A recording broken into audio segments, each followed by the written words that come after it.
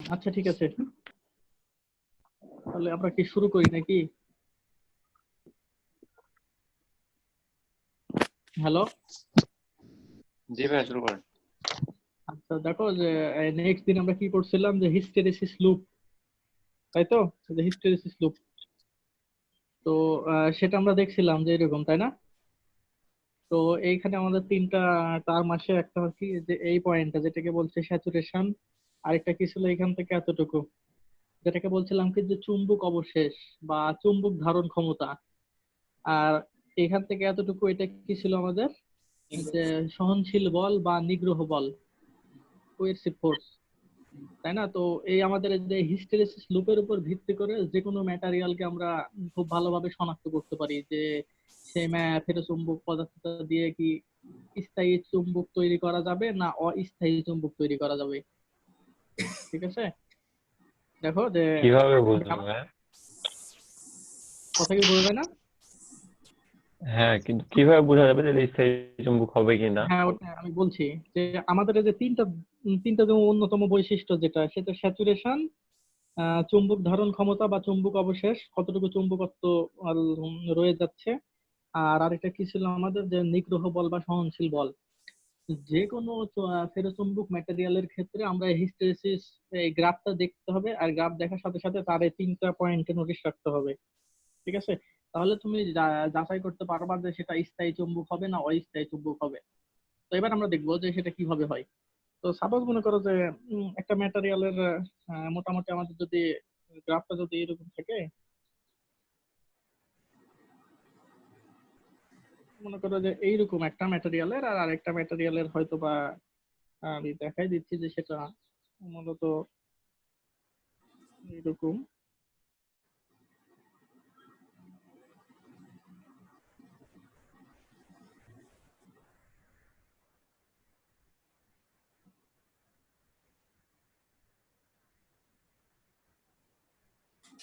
সেটা মনে করো এরকম টাইপের আর কি।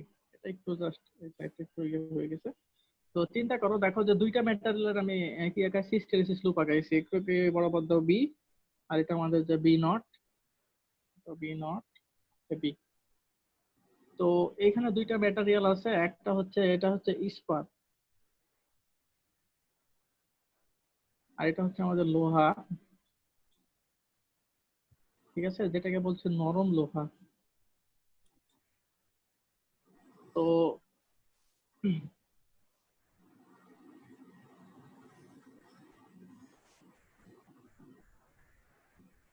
তো একটু চিন্তা করো যে আমি এখানে কি দেখতে পাচ্ছি, যে নরম লোহার ক্ষেত্রে দেখতে পাচ্ছি যে নরম লোহার যেটা চুম্বক ধারণ ক্ষমতা সেই মানটা ইস্পাতের তুলনায় কম না বেশি? বেশি। হ্যাঁ, তাহলে ইস্পাতের তুলনায় বেশি। আর আরেকটা জিনিস যেটা লক্ষ্য করতে পারছি, যে নরম লোহার যেটা আমাদের এই এতটুকু মানকে কি বলছি, যে নিগ্রহ বল বা সহনশীল বল, কম। আর এটা ইস্পাতের চাইতে কম না বেশি? বেশি। কম ভাই। কম। কম। তো এই এই দুটা থেকে আমরা মূলত জাস্টিফাই করি যে যে সকল ম্যাটেরিয়ালের নিগ্রহ বল বা সহনশীল বল বেশি থাকে সে সকল ম্যাটেরিয়াল দিয়ে স্থায়ী চুম্বক তৈরি করা যায়। ঠিক আছে, আর যে সকল ফেরোচুম্বক পদার্থের চুম্বক অবশেষ বা চুম্বক ধারণ ক্ষমতার মান অনেক বেশি থাকে সেই ফেরোচুম্বক ম্যাটেরিয়াল দিয়ে অস্থায়ী চুম্বক তৈরি করা যায়। ভাই বিষয়টা আরেকবার ঠিক বলুন। আছে, ও আচ্ছা। হ্যাঁ, যে একটু চিন্তা করো যে আমরা যেটা বললাম যে এতটুকুর মানটাকে কি বলছি, আমরা নিগ্রহ বল বলছি। তো যে সকল ফেরোচুম্বক পদার্থের নিগ্রহ বলের মান অনেক বেশি হয়, বুঝতে ঠিক পেরেছি। আছে, হ্যাঁ তাদেরকে দিয়ে স্থায়ী চুম্বক তৈরি করা যায়, স্থায়ী। ঠিক আছে, আর যে সকল জি ভাই। ম্যাটেরিয়ালের চুম্বক ধারণ ক্ষমতা, দেখো এটা চুম্বক ধারণ ক্ষমতা বেশি না? হ্যাঁ। হ্যাঁ, যে সকল ম্যাটেরিয়ালের চুম্বক ধারণ ক্ষমতা বেশি সেটা দিয়ে অস্থায়ী চুম্বক তৈরি করা হয়। ঠিক আছে, অস্থায়ী চুম্বক। নিগ্রহ বলের মান কিভাবে বের করতে হবে? বুঝিনি? বললাম যে নিগ্রহ বলের মান কিভাবে বের করতে হবে? আচ্ছা, নিগ্রহ বলের মান এটা হচ্ছে যে কোনো ম্যাটেরিয়াল দিয়ে আর কি ল্যাবরেটরিতে পরীক্ষা নিরীক্ষা করে এটা ফিক্সড, মানে এর গ্রাফ গুলো ফিক্সড। ইস্পাত যদি হয় তাহলে তার হিস্টেরিসিস লুপের নেচারটা এরকম হয়, যেটা এটা যদি নরম লোহা হয় তাহলে সেটার নেচারটা এরকম। তো মূলত আমাদেরকে গ্রাফ দেখে সেটা আইডেন্টিফাই করতে হবে। ঠিক আছে, মানে গ্রাফ দেখে আর কি, নিগ্রহ বল মানে কি এগুলো বি এর মান দেওয়া আছে টেসলা হিসেবে, তাই না? তো গ্রাফ দেখে তুমি বুঝতে পারবা যে নিগ্রহ বলটা কতটুকু। বুঝা গেছে? জি ভাই। হ্যাঁ, আমাদের গ্রাফ দেখে বুঝতে হবে যে নিগ্রহ বল কতটুকু বা চুম্বক ধারণ ক্ষমতা কতটুকু, এগুলো গ্রাফ দেখে বোঝা যাবে। আর গ্রাফ দেখে এই ব্যাপারটা জানা যায়। আর এগুলো তো এক্সপেরিমেন্টাল গ্রাফ, কি মানে অনেক আগে আর কি বিজ্ঞানীরা পরীক্ষা নিরীক্ষা করে এগুলোর গ্রাফ এভাবে তৈরি করে রাখে, তখন এটা আর কি এভাবেই চলে আসছে যে ইস্পাত হলে তার গ্রাফটা এরকম হয়, নরম লোহা হলে তার হিস্টেরেসিস লুপটা এরকম হয়। বোঝা গেছে? জি ভাই। জি ভাই। হ্যাঁ, তো এখন আমরা যেটা দেখছি যে হিস্টেরেসিস এর কারণে শক্তির অপচয়।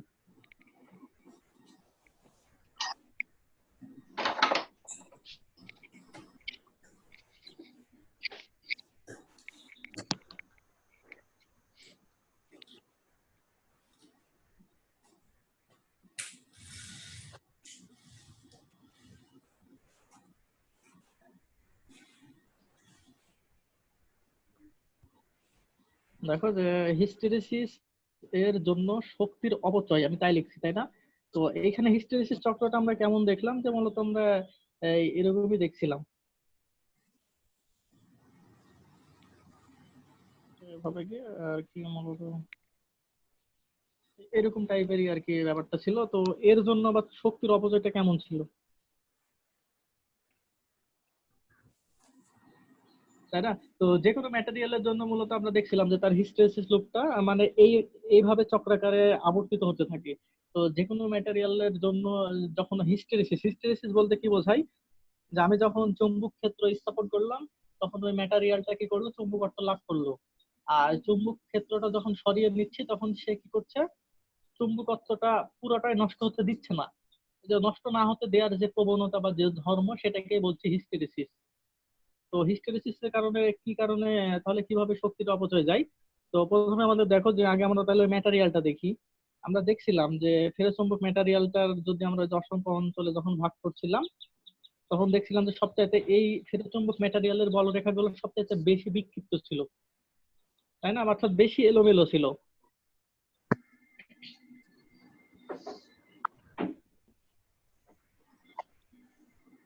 আর কথা কি বোঝা যাচ্ছে? জি ভাই। হ্যাঁ। তো আমরা বলছি যে হিস্টেরেসিসের জন্য শক্তির অপচয়টা তাহলে কিভাবে হয়। তাহলে ইনিশিয়াল পর্যায়ে যখন আমি এই ম্যাটেরিয়ালটাকে যখন কোনো চুম্বক ক্ষেত্রে অবস্থান করাইনি, মানে শুরুতেই এটা কি আছে, একটা অচুম্বক পদার্থ আছে, অর্থাৎ এটাকে তো আমি চুম্বক ক্ষেত্রে রাখিনি, মানে কোন চুম্বকত্ব নাই এর মধ্যে, তখন এটা এইরকম অবস্থায় আছে। আর এটাকে যখন আমি চুম্বক ক্ষেত্রের মধ্যে রাখবো, তখন এটা কি হবে বলতো? একমুখী হয়ে যাবে। হ্যাঁ, যে ওর মধ্যে যে বলরেখাগুলো ছিল সেগুলো কি হবে, একই ডিরেকশনে রয়ে যাবে, অর্থাৎ একটা নির্দিষ্ট ডিরেকশনে তারা সব সময় থাকবে। তো হিস্টেরেসিস আমি কয়বার তাদের ডিরেকশনটা পরিবর্তন করছি বলতো হিস্টেরেসিস লুপে? প্রথমে আমাদের দেখো যে, অসংখ্যবার। হ্যাঁ, কারণ প্রথমে দেখো যে বি নটের মান, অর্থাৎ এটা তো আমাদের বি নটের মান, বি নটের মান বাড়াচ্ছি, বি এর মান বাড়ছে, আবার বাড়াচ্ছি, আবার বাড়ছে, একটা নির্দিষ্ট মান এসে সেটা আর বাড়ে না। এবার আবার কি করছি দেখো, এবার বি নটের মান বাড়ালাম, এই যে একবার পরিবর্তন করছি, এবার বি নটের মান আবার এই যে কমানো শুরু করছি, তাহলে কমাচ্ছি, বি এর মানে যে কমছে, আবার কমাচ্ছি, কমছে, কমতে কমতে যখন জিরো, তখন বি এর একটা নির্দিষ্ট মান রয়ে গেছে। এখন কি হচ্ছে, আমি আবার বি নটটাকে কমাচ্ছি, কমাতে কমাতে যখন এখানে, তখন আমার বিটা এখানে চলে আসছে। এবার দেখো এখান পর্যন্ত আমি সীমাবদ্ধ থাকিনি, এবার আবার পরিবর্তন করছি, এবার বি নটের মান আমি এবার আরো কমাইতে লাগছি, তখন বি এর মানে যে আরো কমছে, আরো কমাচ্ছি, আরো কমছে, কমতে কমতে এই যে একটা নির্দিষ্ট মানে চলে আসছে। এবার আবার বি নটের মান আবার বাড়ানো শুরু করছি, তাহলে এটাও আবার এই যে বাড়ছে, আবার এটা বাড়াও, এটাই যে আবার বাড়ছে, বাড়ছে, বাড়তে বাড়তে আবার ঠিক যে পয়েন্ট আবার মিলিত হয়। তো দেখো যে বারবার আমি কি করছি, বি নটকে কি করছি, বাড়াচ্ছি আর কমাচ্ছি, এরকম ঘটনা ঘটছে না বারবার? হ্যাঁ, এটা কি বুঝতে পারছো যে বারবার প্রতিনিয়ত কিন্তু আমি বি নটকে কি করছি, বারবার বাড়াচ্ছি আবার কমাচ্ছি। তাহলে আমি বি নটকে যখন পরিবর্তন করছি, তখন এই ম্যাটেরিয়ালের মধ্যে যে চুম্বকত্ব তৈরি হবে সেটাও তো বারবার পরিণত হচ্ছে। বি নট যখন বাড়াচ্ছি, এই ম্যাটেরিয়ালের চুম্বকত্ব বাড়ছে, বি নট যখন কমাচ্ছি, ম্যাটেরিয়ালের চুম্বকত্বটা কমতে থাকছে। তাহলে দেখো তো প্রতিনিয়তই, অর্থাৎ একটা লুপ তৈরি করার জন্য করতে হয়। তাহলে বলতে পারি যে এই বলরেখা, এই আমার কথা কি শোনা যায়? ভাই মাঝে মাঝে আটকা আটকা আসছে। রিপিট করেন, মাঝখানে একটু কেমন। আটকে আটকে যাচ্ছে খুব। সবারই? জি হ্যাঁ জি ভাই। ভাইয়া। আচ্ছা তাহলে আমি আরেকবার বলছি, একটু দেখো যে এই গ্রাফে আমরা দেখতে পাই কি বলতো, যে একটা পূর্ণ চক্রের জন্য বি নটের মান আমাকে প্রতিনিয়তই বারবার বাড়াতে হচ্ছে, আবার কমাতে হচ্ছে, বাড়াতে হচ্ছে, কমাতে হচ্ছে, এরকম হচ্ছে না? জি হচ্ছে তো? হ্যাঁ হ্যাঁ। তো বি নটের মান যখন আমি বাড়াচ্ছি, এই ম্যাটেরিয়াল যে পরিমাণ চুম্বকত্ব লাভ করবে সেটা বাড়ছে। বি নটের মান আবার কমায় দিচ্ছে, এই ম্যাটেরিয়ালের চুম্বকত্বটা কমতে থাকছে।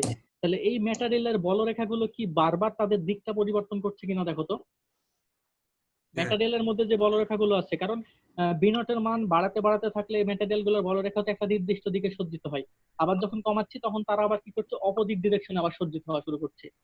তার মানে বারবার ম্যাটেরিয়ালের এই বলরেখাগুলো, অর্থাৎ বি নটের মানের পরিবর্তন করার জন্য ম্যাটেরিয়ালের যে মধ্যে যে বলরেখাগুলো আছে সেগুলো বারবার কি হচ্ছে, তাদের ডিরেকশন গুলোকে চেঞ্জ করতে শুরু করছে। আর এই বলরেখাগুলো যখন তাদের ডিরেকশন গুলোকে চেঞ্জ করতে শুরু করছে, তখন এখানে তো অসংখ্য বলরেখা আছে। আমি সেদিকে একটা আইডিয়া দিয়েছিলাম। এই বলরেখাগুলো তখন কি হয়, পরস্পরের সাথে ধাক্কা বা সংঘর্ষে লিপ্ত হয়। যার কারণে এখানে বিপুল পরিমাণ, মানে একটা নির্দিষ্ট অ্যামাউন্টের তাপ শক্তি তৈরি হয়, তাপ তৈরি হয় এই ম্যাটেরিয়ালের মধ্যে। আর এই তাপটাই আমাদের কাছে লস, যেটাকে বলছি হিস্টেরেসিস লস। কথাটা কি বোঝা গেছে কি? হ্যাঁ ভাই, বোঝা গেছে। আরেকবার বলেন ভাইয়া।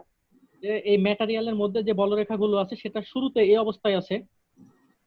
এখন আমি যখন বি নটের মান বাড়াচ্ছি তখন এই ম্যাটেরিয়াল চুম্বকত্ব লাভ করছে, মানে বলরেখা একটা নির্দিষ্ট দিকে সজ্জিত হওয়া শুরু করছে। এখন বি নটের মান তো আমাকে আবার কমাতে হচ্ছে এই গ্রাফের জন্য। কারণ এই বলরেখাগুলো কি আবার দিক পরিবর্তন করা শুরু করছে। আবার পরবর্তীতে আমি শেষে আবার কি করছে, আবার বি নট বাড়াচ্ছি, তার মানে এই বলরেখাগুলো আবার পুনরায় সজ্জিত হচ্ছে। তাহলে এভাবে দেখো বলরেখাগুলো বারবার দিক পরিবর্তন করছে, বারবার সজ্জিত হচ্ছে। এই কারণে বলরেখাগুলো পরস্পরের সাথে খুব ঘর্ষণ বা সংঘর্ষে লিপ্ত হচ্ছে। আর যখনই বলরেখাগুলো পরস্পরের সাথে সংঘর্ষ বা ঘর্ষণে লিপ্ত হচ্ছে, তখনই ম্যাটেরিয়ালের মধ্যে, অর্থাৎ এই ফেরোচৌম্বক পদার্থের মধ্যে তাপ তৈরি হচ্ছে। আর এই তাপ শক্তিটাই হচ্ছে হিস্টেরেসিস লস। বোঝা গেছে কি?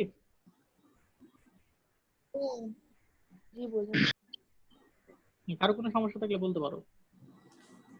ভাইয়া বি হচ্ছে চুম্বকত্ব না? হ্যাঁ, বি হচ্ছে আবিষ্ট, মানে ম্যাটেরিয়ালের মধ্যে যে পরিমাণ, ম্যাটেরিয়ালের যে পরিমাণ চুম্বকত্ব লাভ করবে। আর এই বি ভাই নটটা তাহলে আমি যখন বিটা যখন ঋণাত্মক হচ্ছে নিচের দিকে, তখন সেটা কিরকম প্রভাব বিস্তার করবে? ঋণাত্মক হচ্ছে মানে এই অবস্থায় তো জিরো আছে, তাই না? জিরো অবস্থায় আছে, তার মানে এর একটা ম্যাগনেটাইজ অর্থাৎ চুম্বকিত হওয়ার প্রবণতা আছে। কিন্তু ঋণাত্মক করা মানে কি, একে আরো একদম অনেক অচুম্বকীয় পরিণত করবে। কথা কি বুঝতে পারলা কি? না জি ভাই, ভাইয়া বুঝেছি। হ্যাঁ, এটা বলছি যে জিরো আছে, তার মানে কি আমি বি নট বাড়ালে এটা চুম্বকত্ব লাভ করার প্রবণতা আছে। আর আমি যদি এটাকে জিরো থেকে কমাই দিই তাহলে সেটা কি হবে, সেটা এর যে চুম্বকত্ব লাভ করার প্রবণতা ছিল এটা অনেক অনেক কমে যাবে, অর্থাৎ অচম্বিত হওয়ার পর্যায়ে চলে যাচ্ছে এটা, মানে অচম্বক বস্তুতে রূপান্তর হওয়ার পর্যায়ে চলে যাচ্ছে এরকম। ঠিক আছে?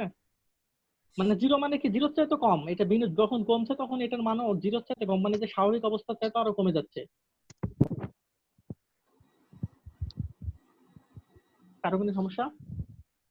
না ভাইয়া। হ্যাঁ। ভাইয়া তো এখন বলো। ওই আমি একটা চুম্বক এভাবে তৈরি করছিলাম, করার পরে কিছুক্ষণ চালানোর পরে জিনিসটা খুব গরম হয়ে যায়। এটা কি মানে হিস্টেরিসিস লস নাকি?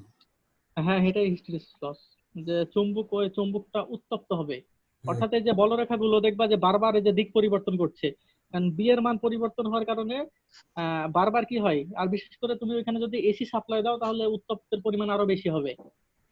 মানে তুমি যদি বিদ্যুৎ নিয়ে যদি কাজ করো আর ওই আহ, বিদ্যুৎ নিয়ে যদি চুম্বকটাকে চালাও, মানে তুমি যে এক্সপেরিমেন্ট করছো এখানে বিদ্যুতের সঙ্গে সম্পর্ক আছে, তাহলে দেখবা যে আর ওই বিদ্যুৎটা যদি অল্টারনেটিং কারেন্ট হয়, মানে বাসাবাড়ির কারেন্ট হয়, তাহলে দেখবা যে আরো বেশি উত্তপ্ত হবে। আমার এসি ঠিক 5 আছে? ছিল। হ্যাঁ, এসি হলে আরো বেশি উত্তপ্ত হবে, কারণ কি এসি হলে বলরেখাগুলো আরো বেশি সংঘর্ষে লিপ্ত হয়, মানে বলরেখাগুলো আরো বেশি দ্রুত কি হয়, চেঞ্জ হয়, বুঝতে পারছি। মানে বেশি দ্রুত খালি বারবার দিক পরিবর্তন করে। এসি মানে আমাদের যে অল্টারনেটিং কারেন্ট এরকম। তাহলে বলরেখাগুলো বারবার বারবার তখন একবার এদিকে, আবার এদিকে, আবার এইদিকে যাবে, আবার এইদিকে যাবে প্রতিনিয়তই। আর এসি মানে সময়টা খুবই কম, তাহলে বলরেখা খুব খুব কম সময়ের মধ্যে বেশি বার করে দিক পরিবর্তন করবে, আর যার ফলে সংঘর্ষটাও বেশি হবে, তাপটাও বেশি উৎপন্ন হবে। বুঝা গেছে। আচ্ছা, এবার দেখো যে আমাদের তাহলে আমরা দেখলাম যে স্থায়ী চুম্বক, অস্থায়ী চুম্বক, তাই না? তো স্থায়ী চুম্বকের জন্য আমরা সাধারণত ইস্পাতকে আর কি বাছাই করা হয়, যে ইস্পাতের নিগ্রহ বলটা অনেক বেশি, আর এটা চুম্বক ধারণ ক্ষমতা মোটামুটি মাঝামাঝি পর্যায়ের, যার কারণে ইস্পাতকে স্থায়ী চুম্বকের জন্য বাছাই করা হয়। তো স্থায়ী চুম্বকের কাজ কি, যে সাধারণত ডিসি যে সকল ডিভাইস আছে, দেখবা ডিসি হচ্ছে মোটর, তারপরে জেনারেটর, তারপরে ডিসি যে সকল মিটার আছে, অ্যামিটার, ভোল্ট মিটার, আচ্ছা, যেগুলো ডিসি। এসি ফ্যানের যে মোটরটা, ওটাও কি আসলে যখন কারেন্টটা যখন দেওয়া হয়, তখন এই দিক বারবার দিক পরিবর্তনের ফলে এই জন্যই কি হচ্ছে জোরে জোরে ঘোরে ফ্যান? আচ্ছা, এখানে মোটরটা কি হয় যে এটাকে বলা হয় আর কি সিঙ্গেল ফেজ ইন্ডাকশন মোটর। তো ওই মোটরটা তোমাদেরকে টর্ক দেখাইছিলাম, মনে আছে? হ্যাঁ ওইখানে আর কি, হ্যাঁ, যে ওইখানে দেখবা যে চুম্বক আছে, যে কোনো মোটর খুললে তুমি চুম্বক দেখতে পাবা আর তারের কুণ্ডলী দেখতে পাবা। হ্যাঁ হ্যাঁ, তো ওইখানে যে চুম্বকটা রাখা আছে, ওই চুম্বকটা আর কি ওইখানে কি কারণে রাখা আছে বলতো? এখানে আমরা যে বি তৈরি করি, চুম্বক ক্ষেত্র তৈরি করি, তাই না? বি, হ্যাঁ এই বি তৈরি করবো কিভাবে? তাহলে আমি যদি এভাবে এখানে একটা চুম্বক রাখলাম আর এখানে যদি একটা চুম্বক রাখলাম, তাহলে কিন্তু এখানে আমার চুম্বক ক্ষেত্র তৈরি হয়ে গেল, হ্যাঁ এগুলো জায়গাতে চুম্বক ক্ষেত্র তৈরি হয়ে গেল। আর চুম্বক ক্ষেত্রের মধ্যে যখন আমরা কি করলাম, যে জাস্ট এই প্রিন্সিপালে কাজ করে, এই যে কুণ্ডলীর মধ্যে যখন তাহলে বিদ্যুৎ প্রয়োগ করে দিলাম, তখনই কি হবে, যে বিদ্যুতের ডিরেকশন যখন চেঞ্জ হতে থাকবে, তখনই কি হবে, এই ডিরেকশনে আছে মানে যে বলটা ক্রিয়া করছে সেটা যদি উপরের দিকে হয়, তখন বিদ্যুৎ যখন এই ডিরেকশনে, তখন বলটা নিচের দিকে হয়।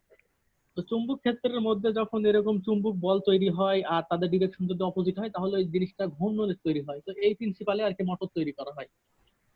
আর ওই মোটরের এক প্রান্তে বের হয়ে গেছে, প্রান্তের সাথে তুমি ফ্যানের 3টা পাখা লাগাই দিয়েছো আর কি, একটা ফ্যান লাগাই দিয়েছো, তার ফলে মোটরটা যেহেতু ঘুরেছে এই জিনিসটা, ঠিক আছে? তো এই জিনিসটা যেহেতু ঘুরে, তার মানে এর সঙ্গে যেহেতু ফ্যান লাগাই দিয়েছে, তার মানে তখন ফ্যানটা ঘুরতে থাকছে, হ্যাঁ ঠিক ভাই। আছে? মানে ফ্যানের 3টা পাখা ঘুরতে থাকছে। তো ব্যাপারটা আর কি যে টর্কের মতো, যে সমান আর বিপরীতমুখী বল অ্যাপ্লাই হয়, ওর মধ্যে একটা চুম্বক ক্ষেত্র তৈরি করা হয়, বুঝছি। ঠিক আছে? হ্যাঁ ভাই। আর মোটরের যেটা উল্টা প্রিন্সিপাল, মানে মোটর যে নীতিতে চলে তার বিপরীত নীতি যদি দেখি, তাহলে তৈরি করা যায় জেনারেটর। মোটরটা কি করে বলতো, যে ইলেকট্রিক্যাল এনার্জিকে মেকানিক্যাল এনার্জি অর্থাৎ ঘূর্ণন শক্তিতে রূপান্তর করে। তড়িৎ শক্তিকে কি করে সে হুম, ঘূর্ণন শক্তিতে রূপান্তর করে, তাই না? হ্যাঁ তাহলে আমি যদি তড়িৎ শক্তি থেকে যদি ঘূর্ণন শক্তি পাই, তাহলে ঘূর্ণন শক্তি থেকে কেন তড়িৎ শক্তি পাবো না? হ্যাঁ শক্তি রূপান্তর কি, যে শক্তিকে সবসময় এটা নিয়ে পড়াশোনা, এটা নিয়ে যারা বিশেষ করে ইঞ্জিনিয়ারিং পড়ে তাদের এই শক্তি রূপান্তর নিয়ে মানে বেশি পড়াশোনা আর কি, বেশি পড়তে হয়। যে কোনো জায়গায় দেখবা যে এরকম যে বিদ্যুৎ থেকে আমি লাইট জ্বালাতে পারছি, আলো পাচ্ছি, তাহলে আলো থেকে কেন আমি বিদ্যুৎ তৈরি করতে পারবো না? এই যে এগুলো হচ্ছে খালি অল্টারনেটিভ প্রসেস, যে একটা থেকে আরেকটা পাওয়া যাচ্ছে, তাহলে ওটা থেকে কিভাবে ওটা তৈরি করা যায়।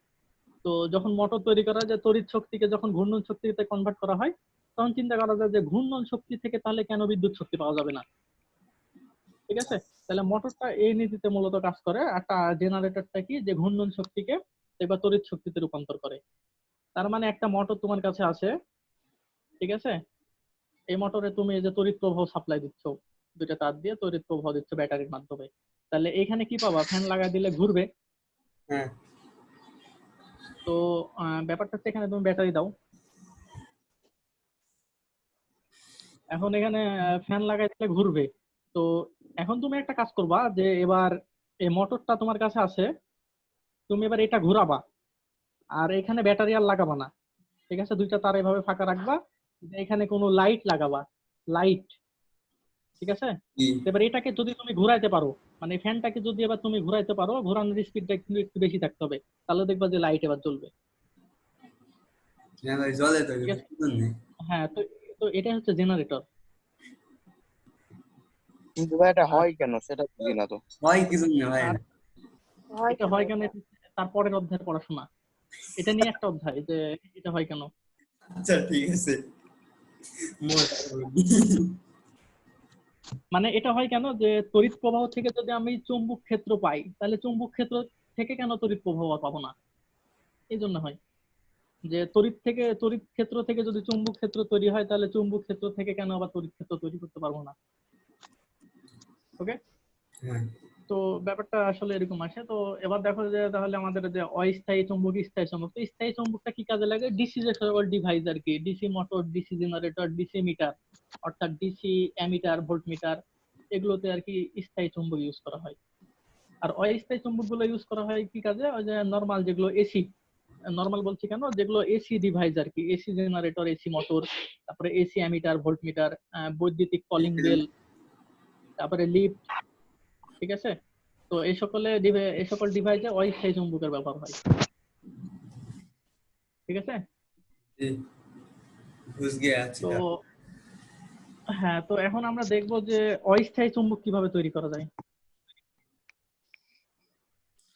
অস্থায়ী, লোহার উপরে তারের উপরে এখন দেখো যে অস্থায়ী চুম্বক মানে বুঝতে পারছো, অস্থায়ী মানে নামের সাথে বুঝতে পারছো। তাহলে অস্থায়ী চুম্বক বলতে বিদ্যুৎ প্রবাহ আছে, পদার্থের চৌম্বকত্ব আছে, বিদ্যুৎ প্রবাহ নাই, পদার্থের কোনো চৌম্বকত্ব নাই, এটাকে বলা হয় অস্থায়ী চুম্বক, বা এর অপর নাম হচ্ছে তড়িৎ চুম্বক। যতক্ষণ ইয়ে থাকবে ততক্ষণ কাজ করবে। হ্যাঁ, যে বিদ্যুৎ প্রবাহ আছে সেটা চুম্বকত্ব আছে, বিদ্যুৎ প্রবাহ নাই, চুম্বকত্ব নাই, তো এটাকে বলা হয় অস্থায়ী চুম্বক বা তড়িৎ চুম্বক। আর স্থায়ী মানে তো বুঝতে পারছো, এটা স্থায়ী, যেগুলো আর কি ম্যাগনেটাইট মানে আকরিক হিসেবে পাওয়া যায়, আর নর্মালি গবেষণাগারে কৃত্রিম ভাবে স্থায়ী চুম্বক তৈরি করা যায়, ঠিক আছে? তো অস্থায়ী চুম্বকটা কিরকম, যে আমি এখানে একটা লোহার দণ্ড নিলাম, ঠিক আছে? তো দণ্ডতে এবার কি করব, তার পেঁচানো শুরু করব, ঠিক আছে?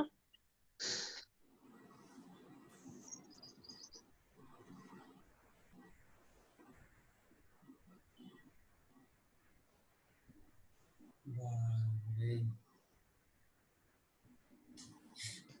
অস্থির হয়েছে ভাই। আচ্ছা দেখো যে আমি এরকম করে যদি তার পেঁচাই তাহলে কি অবস্থা ঘটবে, যে এবার আমাদেরকে তাহলে বিদ্যুৎ দিতে হবে। বিদ্যুৎ, তাহলে এবার বলো যে বিদ্যুৎ দেওয়া মাত্র কি এখানে, অর্থাৎ বিদ্যুৎ বলতে ভোল্টেজ দিলাম, ভোল্টেজ মানে ব্যাটারি দিলাম, তো ব্যাটারি দেওয়া মাত্র এখানে ইলেকট্রিসিটি অর্থাৎ বিদ্যুৎ প্রবাহিত হওয়া শুরু করবে। তো বিদ্যুৎ প্রবাহিত হলে বিদ্যুতের ডিরেকশনটা কেমন হবে? এদিক দিয়ে যাবে, দিয়ে নিচের দিকে এসে আবার এইদিকে, আবার এই পাশ দিয়ে এসে, মানে এটা তো নিচের দিকে আছে, হ্যাঁ এসে আবার এই যে মূলত এই যে এই ডিরেকশনে বিদ্যুৎটা প্রবাহিত হবে, ঠিক আছে? দিয়ে আবার এই যে এই ডিরেকশনে, মানে এটা এই যে নিচ থেকে আবার এই ডিরেকশনে এসে এদিকে আসবে। তো এই অবস্থায় দেখবা যে এটা তো আমাদের শুরু অবস্থা, দেখো এই ম্যাটেরিয়ালটা কি একটা লোহার ম্যাটেরিয়াল ছিল না? হ্যাঁ আমি যখন এটাকে যখন বিদ্যুৎ দিয়ে দিলাম তখন দেখা যাবে যে এই ম্যাটেরিয়ালটা কি হয়ে গেছে এখন, অর্থাৎ অসংখ্য এই যে বৃত্তাকার আমি যখন তার পেঁচালাম, তারের যখন কুণ্ডলী পেঁচালাম এই ম্যাটেরিয়ালের উপরে, তখন এই ম্যাটেরিয়ালটা দেখা যাবে যে এখন শক্তিশালী একটা চুম্বকের নিয়ে আচরণ করছে, শক্তিশালী তখন চুম্বক, তখন শক্তিশালী চুম্বকত্ব লাভ করবে,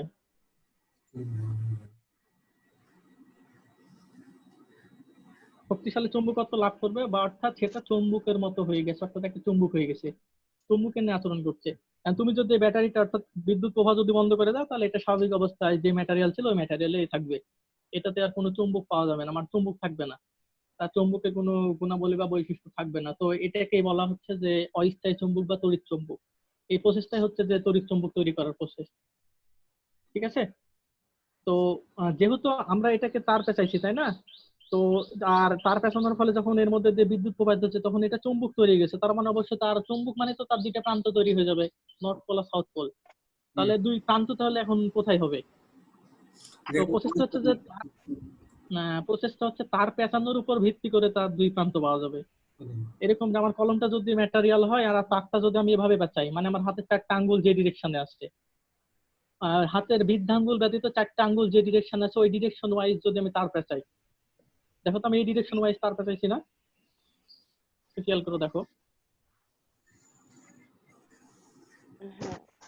হ্যাঁ, মানে আমার হাতের বাকি চারটা আঙ্গুল যে ডিরেকশনে আছে, যেভাবে তার কলমটাকে ঘিরে আছে বৃত্তাকার ভাবে চক্রাকারে, এই ডিরেকশনে তো তার পেঁচানো আছে, জি ভাইয়া। তাহলে এই ডিরেকশন, হ্যাঁ এই ডিরেকশনে যদি তার পেঁচানো থাকে তাহলে হাতের বৃদ্ধাঙ্গুলি যেদিকে থাকবে সেদিকে হবে নর্থ পোল, অর্থাৎ এই দিকে হবে নর্থ পোল আর এটা হবে সাউথ পোল। আর যদি অপোজিট ডিরেকশন হয়, এভাবে যদি আমি তার পেঁচাই তাহলে এবার কি হবে, হাতের বৃদ্ধাঙ্গুলি যেদিকে আছে সেটা নর্থ পোল আর অপোজিট সাইডটা সাউথ পোল হবে। বোঝা গেছে কি? এবার জাস্ট মানে তুমি অপোজিট ডিরেকশনে যদি এবার তার পেঁচাতে পারো, অপোজিট ডিরেকশন বলতে এবার কিভাবে যাবে, এদিক থেকে বিদ্যুৎ দিচ্ছ কিন্তু এবার এটা এরকম, ব্যাপারটা এরকম যে এবার এদিকে আসছে অপোজিট ডিরেকশন, তাই না? হ্যাঁ মূলত এরকমই,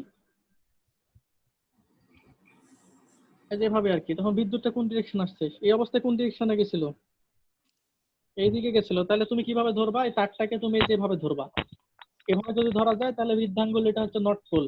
আর এবার দেখো কোন ডিরেকশনে বিদ্যুৎটা প্রবাহিত হচ্ছে, এবার এই ডিরেকশনে প্রবাহিত হচ্ছে, ভালো করে খেয়াল করে দেখো, বুঝতে পারছো কি? হুম, জি ভাইয়া। আমার হাত, জি ভাইয়া। হ্যাঁ তো এবার এই ডিরেকশনে প্রবাহিত হচ্ছে, তাহলে হাতের বৃদ্ধাঙ্গুলি কোন ডিরেকশনে আছে, যেদিকে আছে এটা হবে এবার নর্থ পোল আর অপোজিট ডিরেকশনটা সাউথ পোল। তাহলে এবার বলো তাহলে ফ্লাক্স গুলো কিভাবে যাবে, ফ্লাক্স তো নর্থ পোল থেকে সাউথ পোলের দিকে যায়, তাহলে ফ্লাক্স গুলো মূলত এই যেভাবে যাবে,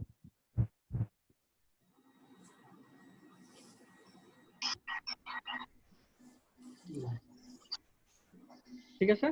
আর কিছু পরিমাণ ফ্লাক্স থাকে যেগুলো ভিতর দিয়ে যায়, আর এই ক্ষেত্রে আবার ফ্লাক্স গুলো কোন ডিরেকশনে যাবে, এই ডিরেকশনে যাবে মূলত। আর ফ্লাক্সের ডিরেকশনটা হবে কি এবার এইদিকে। চতুর্থ অধ্যায় শেষ নাকি? আর শেষ না, আরো তো আরেকটা টপিক বাকি আছে।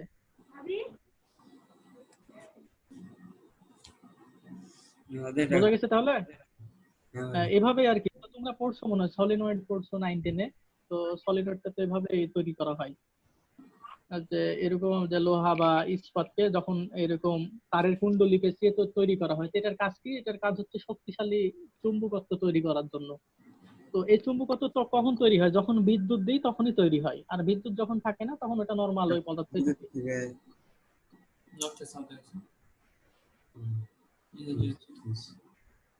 আমার কথা কি ক্লিয়ার বোঝা যায়? যাই ভাই যাই। জি ভাইয়া। হ্যাঁ, তো তাহলে এই টপিকটা শেষ করলাম, এবার আমরা তাহলে নেক্সট টপিকসে যাই, সেটা হচ্ছে পৃথিবীর চুম্বকত্ব। এটাই কি শেষ, ভাই? পৃথিবীর চুম্বকত্ব। ও, পৃথিবীর চুম্বকত্ব জিরো না ভাই হ্যাঁ নাকি?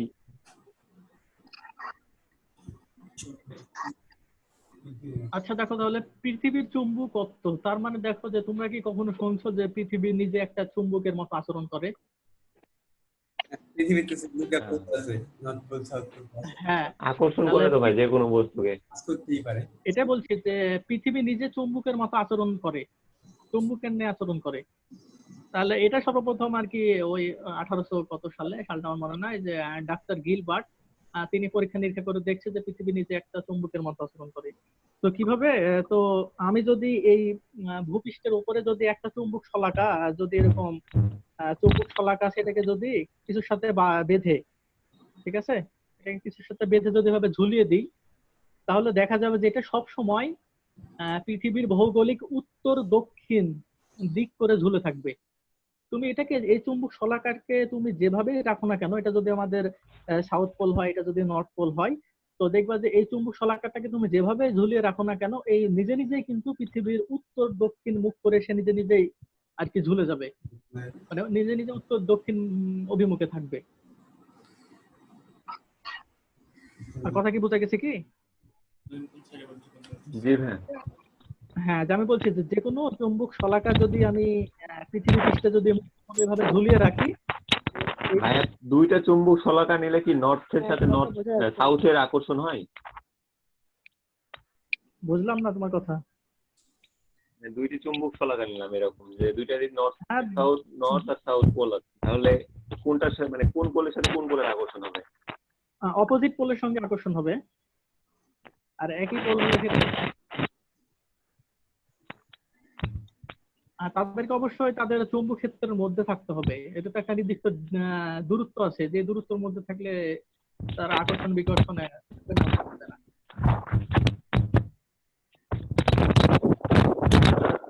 শব্দ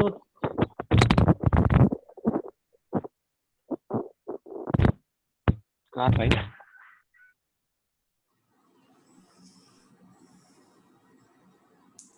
আচ্ছা দেখো, তাহলে আমার কথা কি বোঝা গেছে কি যে আমি কি বলতে চাচ্ছি? ভাই বলেন। হ্যাঁ, যে আমি এটা বলছি যে পৃথিবী পৃষ্ঠে একটা চুম্বক শলাকাকে যদি আমি মুক্তভাবে ঝুলিয়ে রাখি, তাহলে সেটা হবে কি পৃথিবীর উত্তর দক্ষিণ মুখ করে সেটা ঝুলে থাকবে। ঠিক আছে, তার মানে এটা যদি আমাদের উত্তর মেরু হয়, তাহলে উত্তর মেরুটা অবশ্যই ভৌগোলিক যেটা উত্তর দিক সেই দিকে থাকবে। আর এটা যদি দক্ষিণ মেরু হয়, তাহলে দক্ষিণ মেরু সব সময় কি থাকবে, ভৌগোলিক যেটা দক্ষিণ দিক, দক্ষিণ দিক করে থাকবে। তাহলে একটু খেয়াল করো, দেখো তুমি এই চুম্বক শলাকাকে যেভাবে রাখো না কেন, সেটা সবসময় পৃথিবীর ভৌগোলিক উত্তর মেরু আর দক্ষিণ মেরুর দিক করে থাকছে। তার মানে বলতে পারি যে কোনো একটা বল এটাকে সব সময় এই উত্তর দক্ষিণ এই ডিরেকশনে রাখতে এর উপরে ক্রিয়া করছে কোনো বল। অর্থাৎ কোনো একটা বলের জন্য এটা সবসময় ভৌগোলিক উত্তর দক্ষিণ ডিরেকশন করে থাকছে। তার মানে বলতে পারি যে তাহলে এই বলটা কোথা থেকে আসে, তাহলে যেহেতু ভূপৃষ্ঠের উপরে আমি এই চুম্বক শলাকাকে ঝুলিয়ে রাখছি, তার মানে পৃথিবীটা এই বলটা আমাদেরকে দিচ্ছে, বা এই পৃথিবীর বলের কারণেই এই চুম্বক শলাকাটা সবসময় ভৌগোলিক উত্তর আর দক্ষিণ মেরু মানে উত্তর আর দক্ষিণ দিক করে থাকছে। কি বোঝা গেছে কি? হ্যাঁ হ্যাঁ, তো তাহলে আমরা জানি একটা চুম্বক,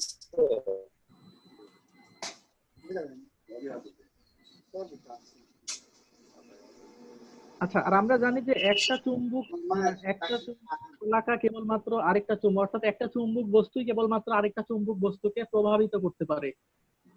তার মানে বলতে পারি যে পৃথিবী আসলে নিজেই চুম্বকের নিয়ে আচরণ করছে, বিধায় তার উপরে যখন কোনো চুম্বক শলাকা ঝুলন্ত অবস্থা রাখা হচ্ছে, সেটা অটোমেটিক উত্তর দক্ষিণ দিক করে সে থাকছে।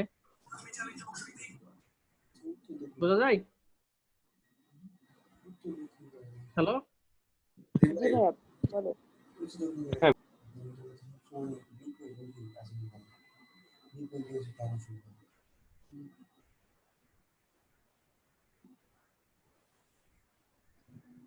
ভাই বলে ভাইয়া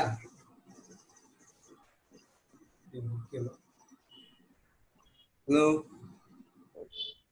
ভাইয়া। আচ্ছা, তাহলে আমরা একটা জিনিস লক্ষ্য করি যে যখন বলছে, আচ্ছা ভাইয়া, বলো। চুম্বক তো সবসময় বিপরীত মুখে মানে আকর্ষণ করে না? হ্যাঁ, বিপরীত মেরুকে তো আকর্ষণ করে। মানে আচ্ছা, এটা বুঝতে পারোনি না যে এখানে নর্থ লিখছে আর এখানে আবার উত্তর লিখলাম কেন? হ্যাঁ এটা হ্যাঁ আচ্ছা, এটা কিন্তু আমি ক্লিয়ার করছি। আচ্ছা, তাহলে এটা বাদ দাও, তাহলে পৃথিবীর ক্ষেত্রে আসো। আচ্ছা দেখো, যে পৃথিবী নিজে একটা চুম্বক, তাই তো? খেয়াল করো যে পৃথিবী নিজে তো একটা চুম্বক, তাহলে পৃথিবীর দুইটা মেরু আছে। হুম আচ্ছা, তাহলে পৃথিবীর দুইটা মেরু আছে, তাহলে পৃথিবীর যেটা উত্তর মেরু সেটা হচ্ছে ভৌগোলিক যেটা দক্ষিণ দিক সেই দিকে অবস্থিত, আর পৃথিবীর যেটা দক্ষিণ মেরু সেটা ভৌগোলিক যেটা উত্তর দিক বলি আমরা, উত্তর দিক সেই দিকে অবস্থিত। তাহলে আমি যদি বলি যে এটা হচ্ছে পৃথিবীর চুম্বক, ঠিক আছে, তাহলে এটা যদি পৃথিবীর সাউথ পোল হয়, তাহলে এটা হবে আমাদের উত্তর, পৃথিবীর ক্ষেত্রে উত্তর দিক। আর এটা যদি পৃথিবীর নর্থ পোল হয়, তাহলে এই যে এইটা হবে আমাদের কি, যে দক্ষিণ দিক। এটা আমরা বলি না উত্তর দক্ষিণ পূর্ব পশ্চিম, তাহলে এটা হবে দক্ষিণ দিক। খেয়াল করো, এটা হচ্ছে পৃথিবীর চুম্বক মেরু দুইটা এভাবে থাকে, যে যেটা উত্তর দিক অর্থাৎ ভৌগোলিক যেটা উত্তর দিক, চুম্বক মেরুর যেটা দক্ষিণ মেরু সেটা হচ্ছে ভৌগোলিক উত্তর দিকে থাকে। আর চুম্বকের যেটা উত্তর মেরু সেটা ভৌগোলিক দক্ষিণ দিকে থাকে। এটা কি বোঝা গেছে? হ্যাঁ ভাই। হ্যাঁ, হ্যাঁ, এবারে পৃথিবীর উপরে যখন তুমি একটা চুম্বক শলাকা, অর্থাৎ এবার এটা তো পৃথিবীর চুম্বক, এখন তুমি যে চুম্বক শলাকা ভূপৃষ্ঠের উপরে রাখছো সেটা যদি রাখো, তাহলে এবার এবার ওটা কোন ডিরেকশনে থাকবে? এটা এবার এই যে এই দণ্ড চুম্বক, মানে এই চুম্বকটাকে আমি ভূপৃষ্ঠের উপরে রাখবো, এই যে ভূপৃষ্ঠের উপরে। তাহলে উপরে রাখলে আবার কি হবে, তাহলে যেটা সাউথ তাহলে ওর অপোজিটে নর্থ পোল থাকবে, হ্যাঁ আর যেটা নর্থ তাহলে অপোজিটে সাউথ থাকবে। তো আমি এটাই লিখছি, যেটা আমাদের যদি নর্থ হয়, অর্থাৎ যে দণ্ড চুম্বকটা ঝুলিয়ে রাখছি ওই দণ্ড চুম্বকের যদি যেটা নর্থ পোল হয়, তাহলে সেটা কোন দিকে থাকছে? উত্তর দিকে। উত্তর দিকে থাকছে। আর দণ্ড চুম্বকের যেটা সাউথ পোল সেটা কোন দিকে থাকছে? ভৌগোলিক দক্ষিণ দিকে থাকছে। ভাইয়া হ্যাঁ, তাহলে ম্যাপের যে সব ওই যে মানে ইয়া ইউজ করা হয় কি জানো ওটার নাম, কম্পাস। ম্যাপ দেখার সময় যে যে কম্পাস ইউজ করা হয়, তো ওটাতে কি নর্থ সাউথ পোল মানে চেঞ্জ করে দেওয়া থাকে নামের ক্ষেত্রে, নাকি ওখানে নর্থ বলতে সাউথ বোঝায়, সাউথ বলতে নর্থ? ওখানে তো লেখাই থাকে